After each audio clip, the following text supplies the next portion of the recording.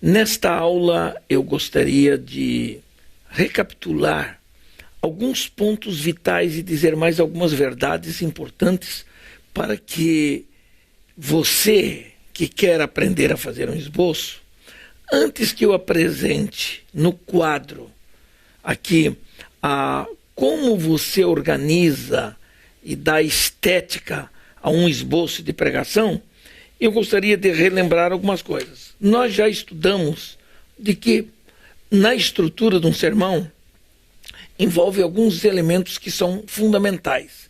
Um deles, a começar com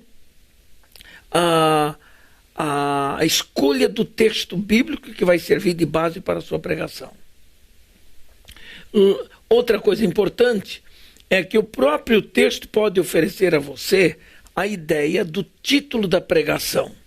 Já dissemos alguma coisa importante do título da pregação, que ela deve ser concisa, deve ser objetiva, não deve ser muito longa, para que, na verdade, o seu auditório guarde com melhor na memória o título da pregação. Então, começa título, depois do texto bíblico, depois do texto bíblico vem a introdução da mensagem, e eu volto a repetir que a introdução da mensagem é a última coisa que um pregador prepara, porque só depois do pregador ter uma noção exata de todo o assunto esboçado e trabalhado a seguir no plano da mensagem, é que ele terá condições de apresentar a mensagem que vai pregar, porque a introdução não é nada mais, nada menos do que a apresentação dos pontos vitais e principais que você vai desenvolver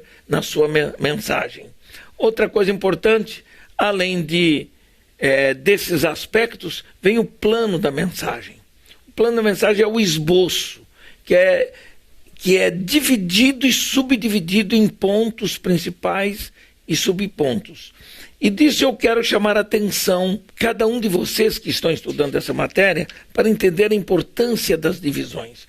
Nós já demos um destaque aqui especial quando falamos sobre divisões.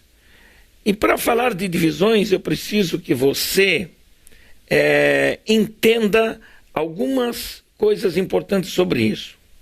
Não basta você ter uma ideia geral do assunto no plano ou no esboço o qual você vai preparar. É necessário levar em conta que o seu plano de pregação é como um plano de aula que um professor prepara para dar a sua aula aos seus alunos. Ele deve levar em conta divisões e subdivisões. Então, a estrutura de um sermão envolve o quê? Envolve o texto, a introdução, o plano e a conclusão. Volto a repetir de que o plano é o esqueleto do sermão, é o corpo dividido e subdividido. A exposição dos pensamentos que você vai apresentar, elaborar, escrevendo no seu esboço, implica na capacidade de você saber desenvolvê-lo de tal forma em que os argumentos sejam expostos de forma sucinta e objetiva.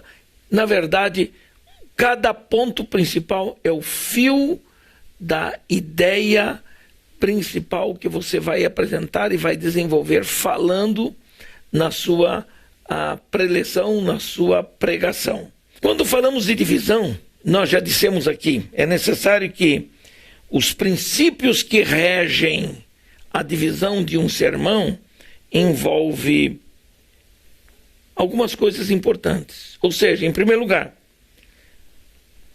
precisa ter ordem própria. Toda divisão de um sermão, e toda divisão diz respeito exatamente àqueles pontos principais e subpontos, precisam ter uma ordem própria.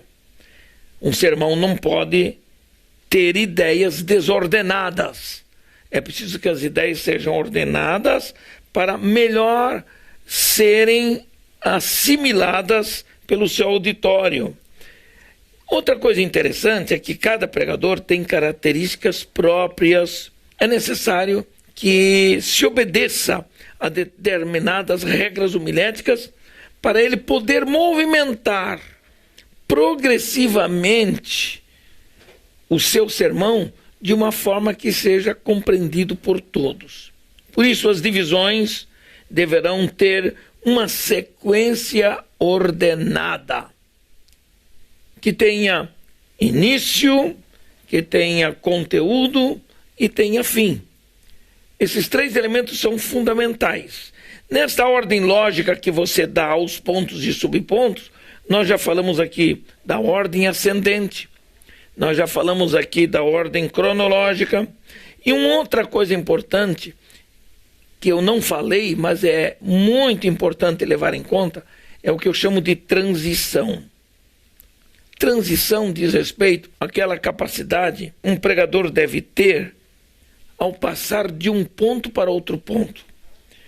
Essa dificuldade em passar de um ponto da mensagem para o outro é aquilo que a gente chama de ponte. Você tem que construir. Quando você chega a determinado lugar, que você encontra um rio no meio, para você passar com suavidade para o outro lado, você constrói uma ponte. A ponte diz respeito àqueles pontos principais que você precisa fazer. Nessa transição entre de um ponto para outro ponto, se faz necessário que o pregador saiba conduzir seus pensamentos de tal forma em que, ao chegar no ponto seguinte, o seu ouvinte entenda que você está dando sequência a uma ideia de pontos principais. É mais ou menos como um trem cargueiro, por exemplo, quando a transição não é bem feita, é mais ou menos como um trem cargueiro em que o arranque ou a partida brusca desse trem, às vezes, sacode com todos os outros vagões. Entretanto, na pregação, é muito melhor o suave deslizar de um moderno trem de passageiros que é conduzido por um maquinista perito e que sabe que neste trem de passageiros ele tem muita gente que conta com segurança, com suavidade, para poder viajar com tranquilidade o resto da sua viagem. É mais ou menos assim. Então, é bom que saiba-se fazer essa transição. Outra coisa muito importante diz respeito ao que o pregador deve levar em conta, que eu chamo de pertinência às necessidades dos ouvintes. O que eu quero dizer com isto? Quero dizer com isto que é importante que o pregador saiba, com habilidade, aplicar as lições tiradas de fatos presentes para apresentar no presente. Ou seja, o tempo presente deve estar sempre em todo o sermão. Mesmo que você cite alguma coisa passada, da história passada, a aplicação sempre deve estar no tempo presente. É necessário que o pregador tenha certos cuidados. Um deles, evitar a digressão.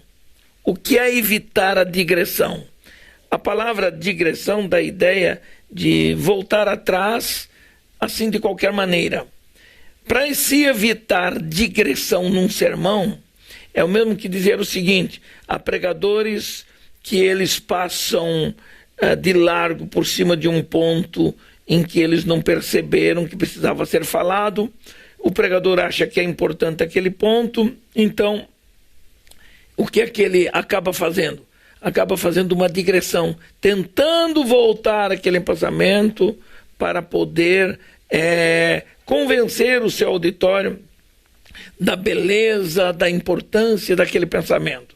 Só que essa digressão acaba prejudicando a sequência natural dos outros pensamentos que devem ter um segmento natural, e deve ter um segmento capaz de fazer com que o seu auditório, o seu ouvinte, não se perca na apresentação desse trabalho. Existe uma outra coisa importante dentro da ideia das divisões de um sermão. É aquilo que eu chamo de simetria. Simetria é uma palavra técnica, mas na verdade a ideia da simetria é a correspondência que deve existir entre partes situadas em lados opostos, ou a harmonia resultante de algumas combinações e proporções regulares. Eu vou explicar melhor. É indispensável a harmonia que deve existir entre as partes distintas das divisões, ou seja, aqueles pontos principais precisam ter harmonia com o tema e também com o texto do sermão que se está pregando. Vou ilustrar isso aqui de forma bem simples e objetiva. Por exemplo, vamos supor que nós nos deparamos com uma das passagens bíblicas dos evangelhos que trata da cura do leproso. Jesus curando um leproso. Então você põe como título a cura do leproso. Você pode até acertar no texto e colocar um texto equivalente à cura do leproso. Mas de repente você divide o seu sermão da seguinte maneira. O tema é a cura do leproso. Obrigatoriamente você teria que falar sobre a cura do leproso. Dar uma ordem sequente sobre este tema que você está apresentando. Aí você lança como primeiro ponto principal o quê? Por exemplo, Jesus morreu na cruz pelos pecadores. Ou então, aí põe em segundo lugar, o leproso ficou curado. Põe em terceiro lugar, a libertação do endemoniado gadareno. Eu pus coisas bem arbitrárias, bem absurdas, para você mostrar que nada desses pontos principais tem relação um com o outro. Não existe harmonia. Não existe harmonia. Mas uma coisa importante, o modo correto para você, por exemplo, entender a simetria que deve existir dentro de um assunto, a harmonia que deve ter entre título da mensagem, o tema da mensagem, o texto bíblico e os pontos principais, é você pegar, por exemplo, a carta aos Efésios no capítulo 1, nos versículos 3 a 14, e você, então, pode descobrir uma forma inteligente e harmoniosa dos assuntos que você vai encontrar dentro desse texto. De 3 a 14 você vai encontrar coisa, por exemplo, eleitos pelo Pai. É uma divisão que você encontra no versículo 4. De 4 a 6, eleitos pelo Pai. Mas logo a seguir, a sequência natural é você encontrar nos versículos 7 a 12 o quê? Remidos pelo Filho. Quando chega ao terceiro ponto, você vai encontrar outra coisa interessante. Nos versículos 13 e 14, você vai encontrar selados pelo Espírito Santo. Vejam a relação do título de privilégios dos remidos. Quais são os privilégios dos remidos? Serem eleitos pelo Pai, serem remidos pelo Filho, serem selados pelo Espírito Santo. Há uma relação forte entre cada uma dessas divisões. Então, isso chama-se simetria, harmonia com o tema, com o título e com o propósito do sermão.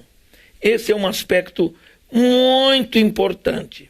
Outra coisa importante para eu poder ir para o quadro e mostrar a você algumas coisas que eu considero fundamentais é o seguinte, é aquilo que eu chamo de ordem das divisões.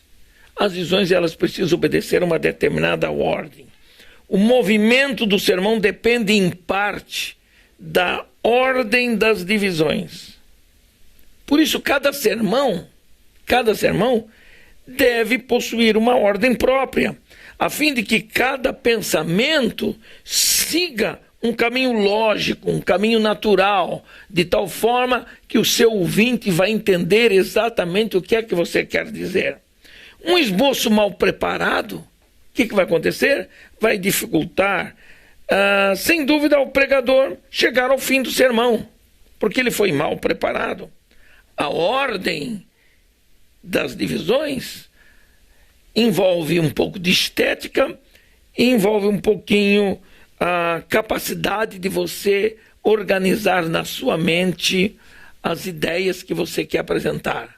Eu chamo de, para facilitar o alcance visual do pregador, visto que cada divisão deve seguir uma a outra em ordem ascendente, a ordem ela pode ser através do sistema alfanumérico, começando, por exemplo, com algarismos romanos, e nós vamos falar isso aqui.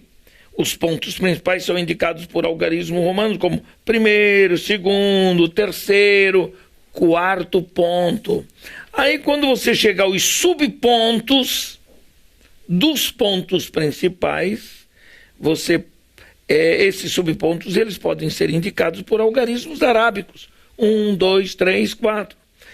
Se você ainda tem mais alguma coisa que precisa ser conectada com aquele ponto que você desenvolveu, você pode ainda fazer com que os pontos dos subpontos sejam indicados alfabeticamente por letras minúsculas, como A, B, C, D e assim por diante. Deixa-me mostrar a você aquilo que eu chamaria de coisa muito importante para se levar em conta. Eu vou fazer aqui no quadro uma ideia mais ou menos da estética de um sermão. A começar pelo próprio título, depois a importância, o lugar da introdução, o lugar dos pontos principais. Vou dividir em 3 pontos principais para dar uma ideia. Não vou tratar de assunto específico nenhum.